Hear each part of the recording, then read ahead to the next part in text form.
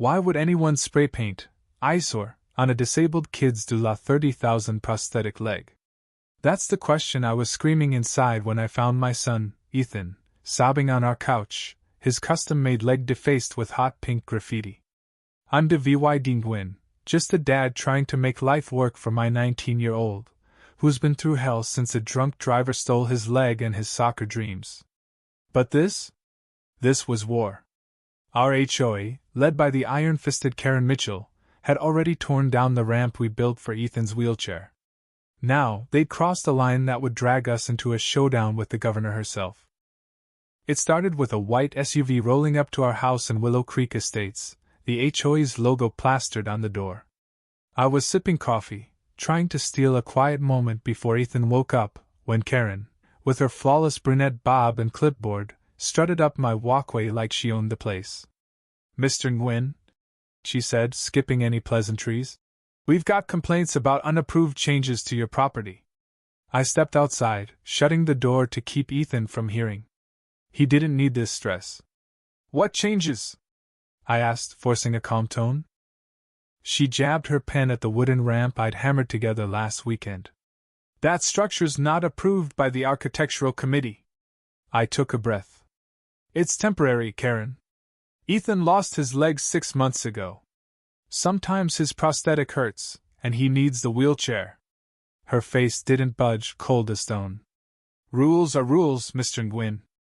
Section 14.3 says all exterior modifications need written approval." She shoved a pink violation notice at me. 7 days to remove it or submit paperwork. I tried to explain the Americans with Disabilities Act, but she cut me off. "Read your contract," she snapped, already marching back to her SUV.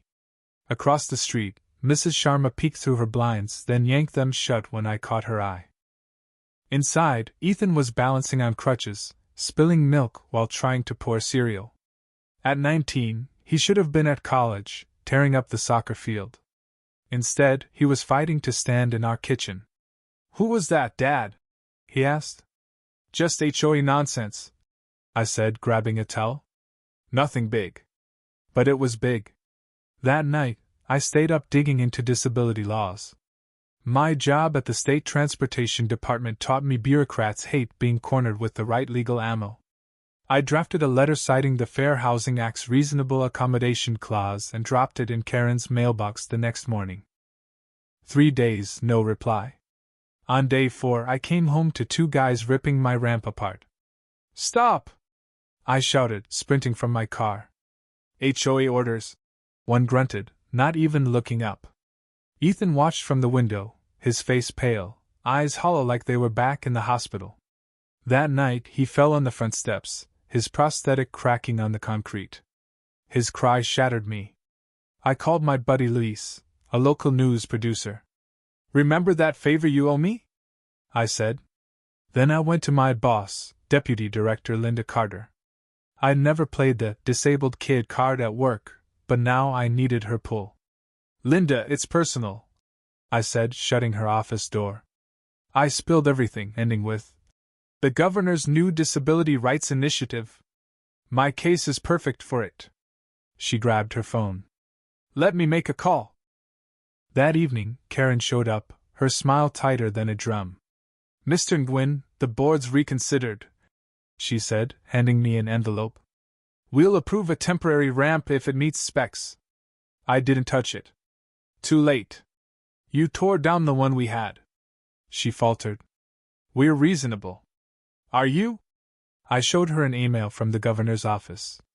"Tomorrow at 10 a.m., I'm meeting her disability rights team.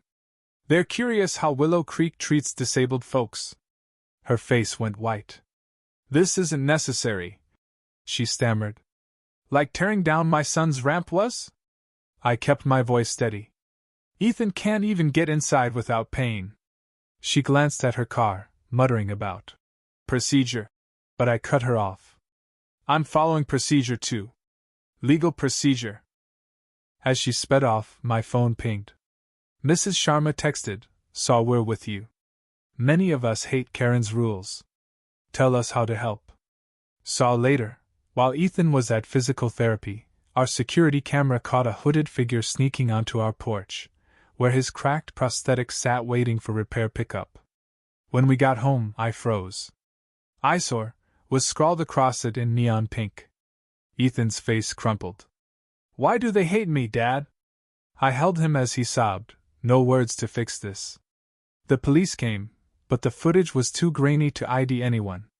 "It's the HOA," I insisted. "This happened right after I mentioned the governor." Officer Lopez shook his head.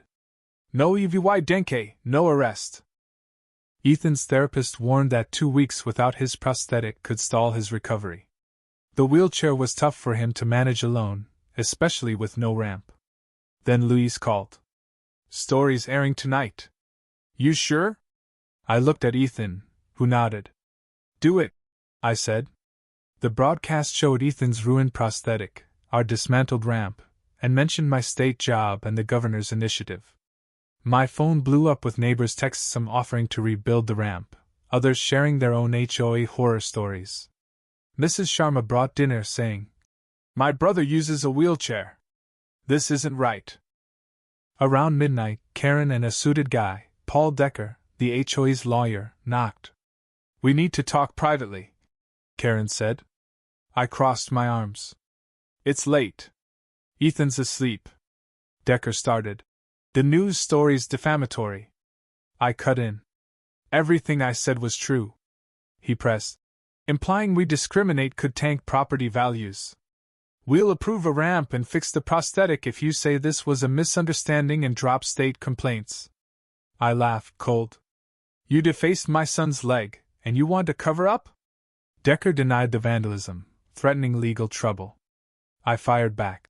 "Approve a permanent ramp, pay for Ethan's prosthetic, apologize publicly, and rewrite your bylaws for disability accommodations." Decker's jaw tightened. "Not happening."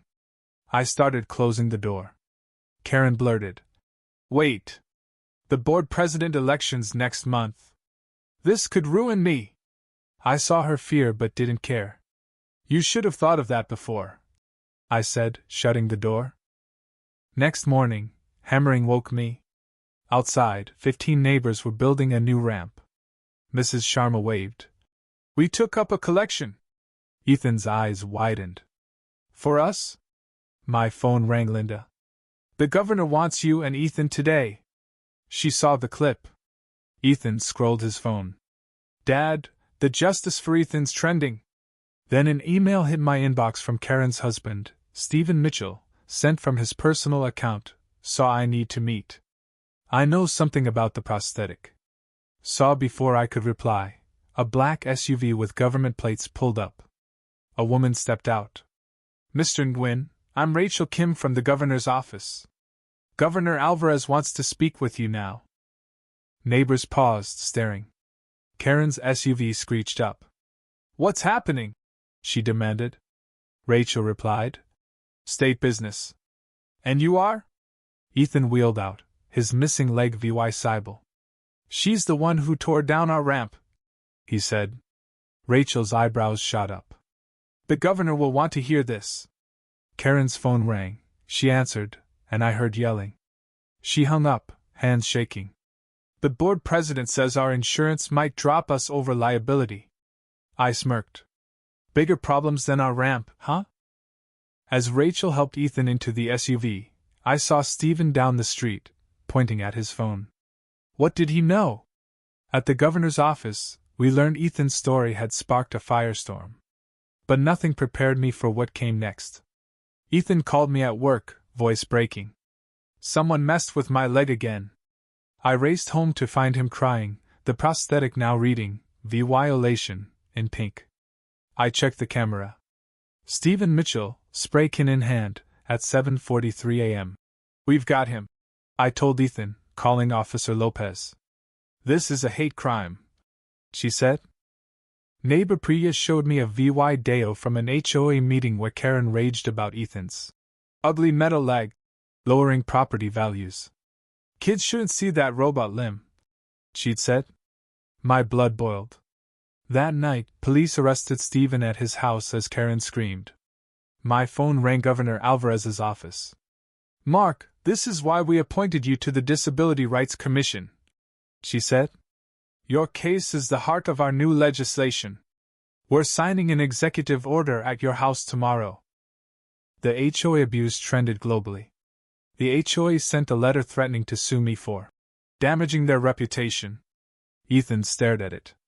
They're still coming after us? I grinned, opening my laptop. They don't know who they're messing with. I showed him my files, notices, medical records, meeting recordings, a timeline of harassment. Not planning, I said. Preparing. At 5:30 a.m., police set up barriers as news vans swarmed. Karen, in a bathrobe, yelled at cops blocking her. Stephen approached with his lawyer. I want to confess publicly, he said. I vandalized Ethan's leg. Not the HOA. Me. His lawyer flinched. Why now? I asked. My daughter saw the news. She's ashamed of me. He choked out. Before I could respond, Governor Alvarez's motorcade arrived. She shook my hand. Today, we say discrimination ends here. Karen tried shouting about private property, but the governor in VY led her forward, cameras rolling. Alvarez announced Executive Order 219, banning HOA denials of disability accommodations. She held up Ethan's law. Stephen stepped up. I'm the one who defaced Ethan's prosthetic, he confessed. I was wrong, Karen hissed. Thomas, stop! But he shook her off. We've been awful neighbors. Officer Lopez cuffed him. 3 weeks later, Ethan's prosthetic was restored. The new ramp stood strong. We won, Dad, Ethan said, rolling up it. Not yet, I replied. The HOA's fighting the order in court. But across the street, Mrs. Sharma installed a wheelchair lift. Neighbors widened doorways. That night, Karen knocked, makeup free, broken. I'm off the board. We're selling the house. I'm sorry. Please drop the CIVYL suit. Ethan faced her. Did you know what Stephen planned? She admitted complaining but denied knowing. That ramp wasn't just for me, Ethan said. It was for everyone. Accessibility helps us all. 6 months later, Ethan's law passed permanently. The HOA settled, funding Ethan's college. Ethan decided to study disability law. Stephen served community service with amputees. Our neighborhood became a model for accessibility. Sometimes, winning isn't about crushing your enemies, it's about showing the world what's right.